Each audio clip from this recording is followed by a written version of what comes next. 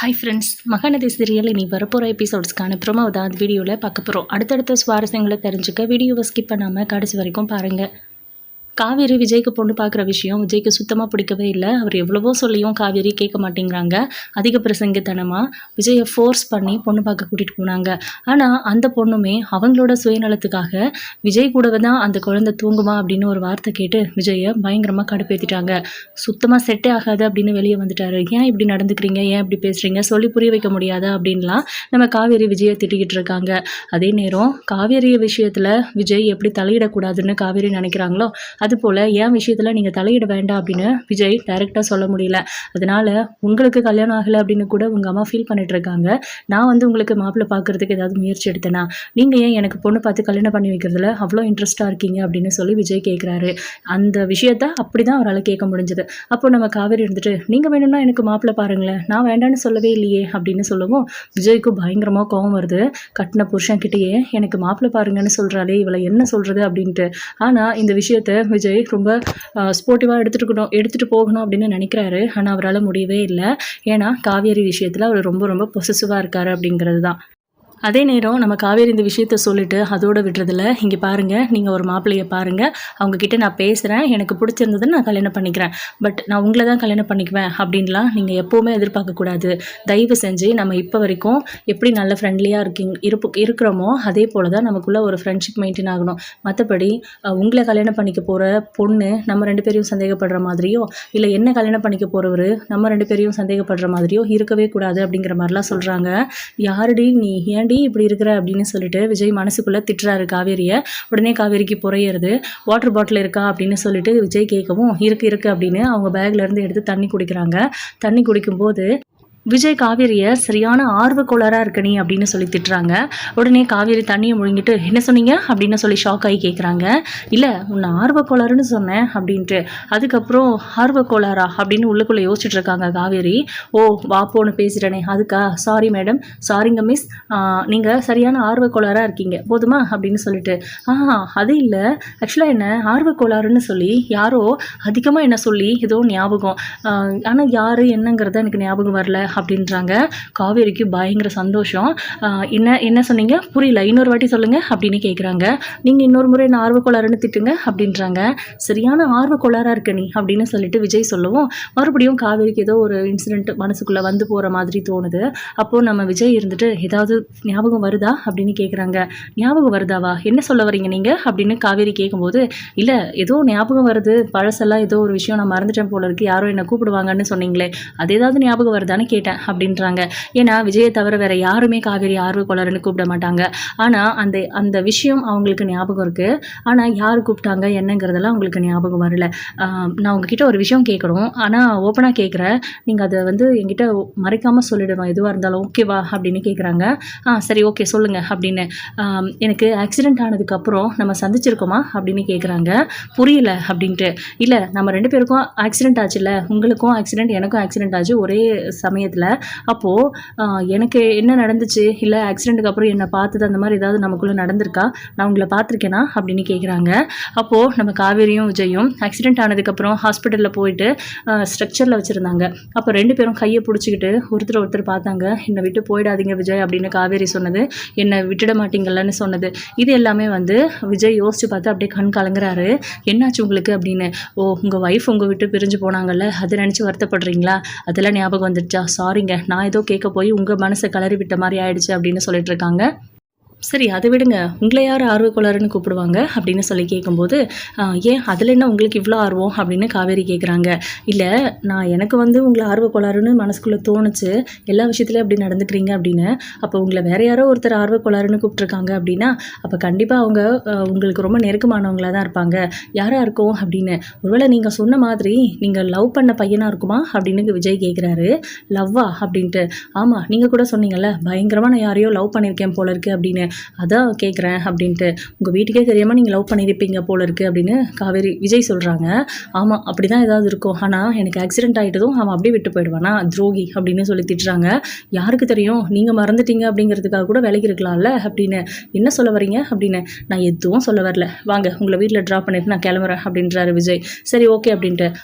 மாப்பிள்ளை விஷயத்த மறந்துடாதீங்க, உங்களை மாதிரி நல்ல ஒய்ஃபை லவ் பண்ணுற மாதிரி ஒரு மாப்பிள்ளை தான் எனக்கு வேணும் அப்படின்றாங்க. அதுக்கு எதுக்குங்க என்ன மாதிரி தேடிக்கிட்டு, நானே இருக்கேன்ல அப்படின்னு உடனே காவேரி முறைக்கிறாங்க. இப்போ யார் ஆர்வக்கோளாறு அப்படின்னு காவேரி கேட்குறாங்க. சரிம்மா நான் தான் ஆர்வக்கோளாறு, சரியா நீங்கள் போங்க உள்ள, உங்களுக்கு ஏற்ற மாப்பிள்ளையே நான் தேடி கண்டுபிடிக்கிறேன் அப்படின்னு சொல்லிட்டு விஜய் கார் எடுத்துகிட்டு கிளம்பிடுறாரு. கோவத்தப்பாரு அப்படின்னு சொல்லிட்டு காவேரி விஜயோட கோவத்தை ரசிச்சுட்டு உள்ளே போகிறாங்க. என்னடி நடந்துச்சு அப்படின்னு கோவமாக கேட்குறாங்க. கவலைப்படாதம்மா கவலைப்படாத, உங்கள் விஜய் தம்பி இருக்கார்ல அவருக்கு பொண்ணு செட் ஆகலை அப்படின்னு. அப்பாடா அப்படின்னு பெருமூச்சு விடுறாங்க. என்னமாச்சு உனக்கு அப்படின்னு கேட்குறாங்க.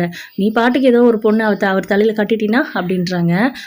அவருக்கு பிடிச்சிருந்தாதாம்மா அவருக்கு கல்யாணம் நடக்கும், பிடிக்காத பொண்ணு அவர் மேலே திணிக்கிறதுக்கு எனக்கு என்ன ரைட்ஸ் இருக்குது, ஏதோ அம்மாவுக்காக அவருக்கு ஒரு கல்யாணத்தை பண்ணி வைக்கணும்னு ஆசைப்படுறேன், அவ்வளோதான், அதுக்காகலாம் நான் ஓவரா அட்வான்டேஜ் எடுக்க மாட்டேன்னு. இப்போ நீ பண்ணிட்டு இருக்கிறதுக்கு பேர் என்னடி அப்படின்னு கேட்குறாங்க.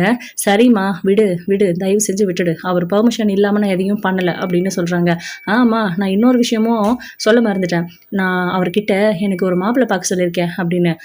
அப்படின்ட்டு சாரதா கோவப்படுறாங்க. ஆமாம்மா எனக்கு வேணால் நீங்கள் மாப்பிள்ளை பாருங்கன்னு சொல்லியிருக்கேன், நீ இதை பற்றியெல்லாம் அவர் ஏதாவது பேசினா கண்டிக்காத, எந்த மாப்பிள்ளையை காமிச்சாலும் இவரெல்லாம் அவளுக்கு பிடிக்காதுன்னு நீயே சொல்லிடு சரியா அப்படின்னு சொல்லிட்டு காவேரி ஏதோ பாட்டு ஹம்மிங்கில் பாடிக்கிட்டே உள்ளே போயிடுறாங்க. இவளை என்னதான் பண்ணுறது கடவுளே, அவளுக்கு ஏதாவது ஞாபகம் வர்ற மாதிரி நீயாவது வழிகாட்டக்கூடாதா அப்படின்னு சொல்லி கடவுளை வேண்டிக்கிறாங்க சாரதா.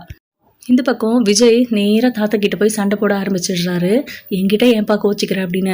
உங்களால் தான் தாத்தா எல்லாமே நடந்தது, பேசாமல் அமைதியாக இருந்திருக்கலாம் நீங்கள், எனக்கு அவளை பொண்ணு பார்க்குறேன் அப்படின்னு சொல்லி சாரதாத்துக்கிட்ட போய் காவேரியே எனக்கு பொண்ணு கேட்டிருக்கீங்க, இதனால் வந்து விபரீதம் தான் இது, நீங்கள் என்ன பொண்ணு கேட்கலாம், உங்களுக்கு நான் பொண்ணு பார்க்கக்கூடாதா அப்படின்னு கேட்குறா. நான் என்ன பதில் சொல்கிறது, அது மட்டுமா தாத்தா அவளுக்கு நான் ஒரு நல்ல மாப்பிள்ளையை பார்க்கணுமா, அதுவும் நான் எப்படி என் ஒய்ஃபை உயிருக்கு உயிராக லவ் பண்ணணும், உயிருக்கு உயிராக நேசிச்சனும், அதுவும் அவள் இறந்ததுக்கப்புறமா கூட அவள் இவ்வளோ அன்பா இருக்கணும், அந்த மாதிரி ஒரு மாப்பிள்ளை வேணுமா அப்படின்னு.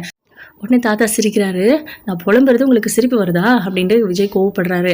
அப்போ தாத்தா இருந்துட்டு, இல்லை விஜய் அப்படி ஒரு மாப்பிள்ளையே எதுக்கு தேடி கண்டுபிடிக்கணும், அதான் நீயே இருக்கியே, உன்னையே கல்யாணம் பண்ணிக்க வேண்டியதானப்பா அப்படின்றாங்க. அதை தான் தாத்தா நான் சொன்னேன், அதுக்கும் நான் ஆள் வாங்கி கட்டிக்கிட்டு தான் வந்தேன். அப்புறம் தாத்தா ஒரு விஷயம் நோட் பண்ணேன், அவளை சும்மா விளையாட்ட ஆர்வக்கோளாறுன்னு திட்டுனேன், என்னை யாரோ ஒருத்தர் இந்த மாதிரி ஆர்வக்கோளாறு அப்படின்னு திட்டுவாங்க, ஆனால் யாருன்னு தான் எனக்கு ஞாபகம் இல்லை, ஆனால் என்னை ஆர்வக்கோளாறுன்னு நீங்கள் மட்டும்தான் சொல்லியிருக்கீங்க, இதுக்கு முன்னாடி வேறு யாரும் சொன்னதில்லை, பட் என்னை ஆர்வக்கோளாறுன்னு யாரோ திட்டுவாங்க, எனக்கு அது நல்லா ஞாபகம் இருக்குது அப்படிங்கிற மாதிரி அவள் சொன்னா, பட் அதை ஞாபகப்படுத்துறதுக்கு எனக்கு எந்த ஆப்ஷனும் கிடைக்கல அப்படின்றாங்க. அவ்வளவுதானே, இனிமேல் அவளை அடிக்கடி நீ அந்த மாதிரி சொல்லி திட்டுப்பா, அவளுக்கு ஞாபகம் வர்றதுக்கு வாய்ப்பு இருக்குது அப்படின்னு சொல்லிட்டு தாத்தா சொல்கிறாரு. ஆமாம் நீங்கள் பெரிய டாக்டரு அப்படின்னு சொல்லிட்டு விஜய் திட்டிட்டு உள்ளே போயிடுறாரு. 2 பேருக்கும் நடுவில் நான் மாட்டிட்டு முழிச்சிட்டு இருக்கனே அப்படின்னு கல்யாணி பாட்டியோட ஃபோட்டோ முன்னாடி போய் நின்று, கல்யாணி நீ ஒரு விஷயத்த பண்ணின, அதுக்கு நான் துணையாக நின்னேன், ஆனால் அதோட விளைவு பார்த்தியா, உன் பாட்டுக்கு நிம்மதியாக போய் சேர்ந்துட்டேன், நான் மாட்டிட்டு முழிச்சிட்டு இருக்கேன் அப்படின்னு சொல்லிட்டு அவங்க வந்து கல்யாணி கிட்ட கம்ப்ளைண்ட் பண்ணிட்டு இருக்காங்க ஃபோட்டோவை பார்த்து. இந்த பக்கம் சாரதா நடந்த விஷயங்கள் எல்லாம் கங்கா கிட்டேயும் யமுனா கிட்டேயும் வழக்கம் போல் சொல்லிக்கிட்டு இருக்கும்போது இங்கே கங்கா பக்கத்தில் குமரனும் யமுனா பக்கத்தில் நிவினும் வந்து முகத்தை காமிக்கிறாங்க வீடியோ காலில். நல்லா இருக்கீங்களா தம்பி, நல்லா இருக்கீங்களா மாப்பிள்ள அப்படின்லாம் சொல்லி பேசிகிட்டு இருக்காங்க சாரதா. அதுக்கப்புறம் ஒரு நாள் வரது தானே ஊருக்கு, ஏன் வரவே மாட்டேங்கிறீங்கன்னு, விஜய் உயிரோடு இருக்காருன்னு தெரிஞ்சதுக்கப்புறம் எங்களுக்குமே அவரை பார்க்கணுன்னு ஆசையாக இருக்குது, சீக்கிரமாகவே வரணும், அப்புறம் விஜயோட நம்பர் கொஞ்சம் அனுப்பி விடுறீங்களா அத்தை அப்படின்னு குமரன் கேட்குறாரு. கண்டிப்பாக அனுப்பி விடுறேன் அப்படின்ட்டு. அதுக்கப்புறம் நம்ம சாரதா இருந்துட்டு விஜயோட நம்பரை நம்ம கங்காவோட நம்பருக்கும் யமுனாவோட நம்பருக்கும் அனுப்புகிறாங்க. அதை நோட் பண்ணிக்கிட்டு விஜய், நிவின், குமரன் 3 பேரும் லைனில் பேசிகிட்டு இருக்காங்க. பயங்கர சந்தோஷம் விஜய்க்கெல்லாம். இவ்வளோ நாள் உங்களை எவ்வளோ மிஸ் பண்ணேன், நம்ம 3 பேரும் எவ்வளோ ஒரு ஃப்ரெண்ட்லியாக வாழ்ந்துட்டு இருந்தோம், நம்மளை மாதிரி சகலிங்க இருப்பாங்களாங்கிற அளவுக்கு இருந்துச்சு, ஆனால் பார்த்தீங்களா எல்லாமே மாறிப்போச்சு, நம்ம பிரிஞ்சிட்டோம் அப்படின்ற மாதிரிலாம். அதான் திரும்பவும் இதையே நம்மளை சேர்த்து வச்சிருச்சே, அப்புறம் என்ன பிரதர் அப்படின்னு சொல்லி பேசிக்கிறாங்க.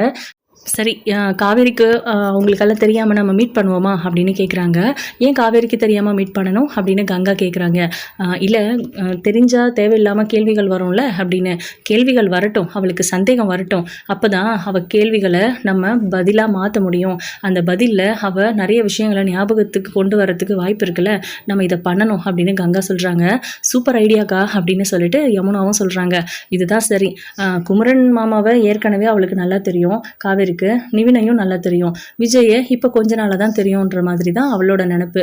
அப்படி இருக்கும்போது இவங்க 3 பேரும் ஒன்றா பழகுறாங்க, எப்படி ஃப்ரெண்ட்லியாக இருக்காங்க, எப்படி 3 பேரும் ஃப்ரெண்டாக இருக்க முடியும் அப்படின்லாம் காவேரிக்கு டவுட் வரணும். அந்த மாதிரி ஒரு விஷயத்தை நம்ம கிரியேட் பண்ணணும். அப்படி கிரியேட் பண்ணோம்னா காவேரிக்கு கேள்விகள் வரும். அப்போ தான் நம்மக்கிட்ட வந்து கேட்பா. ஒரு சில விஷயங்களை நம்ம சொன்னால் அவளே ஞாபகப்படுத்துறதுக்கு வாய்ப்பு இருக்குது. அப்படி இல்லைனா கூட விஜய் மேலே அவளுக்கு ஒரு நம்பிக்கை வந்து கல்யாணம் பண்ணிக்கிறதுக்கு முடிவெடுக்கலாம் அப்படின்னு. அவள் கல்யாணம் பண்ணிக்கலன்னா பரவாயில்லை, அவள் எனக்காக ஒரு பொண்ணு தேடுறேன்னு ஒரு ட்ராமா பண்ணிட்டு இருக்காளே, அந்த ஆர்வ கோளாறு மட்டும் வேண்டாம் அப்படின்னு விஜய் சொல்லிட்டு இருக்காரு. பார்த்துக்கலாம் விடுங்க, ஜமாய்ச்சிடலாம் அப்படின்னு நிவின் சொல்கிறாரு. அடுத்த நாளே நம்ம யமுனாவும் நிவினும் ஒரு பக்கமும் நம்ம குமரன் கங்காவும் கிளம்பி இங்கே வந்துடுறாங்க. என்ன சர்ப்ரைஸ் விசிட் அப்படின்னு சொல்லிட்டு காவேரி பயங்கர ஸ்டன் ஆகுறாங்க. ஆமாம், உன்னை பார்க்குறதுக்கு சர்ப்ரைஸாக வராமல் முன்னாடியே சொல்லிட்டு வரணுமா அப்படின்னு குமரன் கேட்குறாரு. மாமா உங்களை பார்த்து எவ்வளோ நாளாச்சு தெரியுமா அப்படின்றாங்க. அதுக்காக தான் பார்க்க வந்திருக்கேன் அப்படின்னு சொல்லிட்டு, பேசாமல் நம்ம எல்லாரும் ஒரு ட்ரிப்பு போவோமா அப்படின்னு கேட்குறாங்க. சரி ஓகே அப்படின்னுறாங்க காவேரி. உனக்கு ஸ்கூலு அப்படின்னு சாரதா கேட்குறாங்க. எவ்வளோ நாள் கழிச்சு மாமா நிவின் அக்கா அவங்கெல்லாம் வந்திருக்காங்க, நம்ம கண்டிப்பாக போகிறோம் ட்ரிப்பு அப்படின்னு சொல்கிறாங்க. சரி ஓகே அப்படின்னு விஜய் தம்பியையும் கூப்பிட்டு மாடி அப்படின்னு கேட்குறாங்க. அப்படின்னு காவேரி கோவப்படுறாங்க. அவர் செம்ம ஜாலி டைப்பாக இருக்காரு, கண்டிப்பாக அவரை நம்ம கூப்பிடணும் அப்படின்னு கங்கா சொல்கிறாங்க. மாமாவை வச்சுக்கிட்டு என்னக்கா பேசுகிற அப்படின்னு கேட்குறாங்க. மாமா என்னடி சொல்ல போகிறாரு அப்படின்ட்டு. சரி ஓகே நானே கூப்பிடுறேன் விஜயை அப்படின்னு நம்ம சாரதா ஃபோனை எடுத்து விஜய்க்கு கால் பண்ணுறாங்க. தம்பி நாங்கள் எல்லாரும் பிக்னிக் மாதிரி போகலான்னு இருக்கோம், நாளைக்கு காலையிலேயே நீங்கள் கிளம்பி வந்துடுறீங்களா அப்படின்னு. அம்மாவை மறக்காமல் கூட்டிகிட்டு வந்துடுங்க, வேணும்னா உங்கள் தாத்தாவையும் கூட்டிகிட்டு வாங்க அப்படின்னு. ஆமாம், அவரை மட்டும் தனியாக விட்டுட்டு வர முடியாதுல்ல, நான் அவரையும் கூட்டிகிட்டு வரேன் அப்படின்னு சொல்லிட்டு இப்போ எல்லாருமே ஃபேமிலியாக ஒரு ட்ரிப்பு போகிறாங்க. அங்கே பிக்னிக்கில் சின்னதாக கேம் விளையாடுறது, இந்த மாதிரி பேசி சிரிக்கிறதுன்னு இருக்காங்க.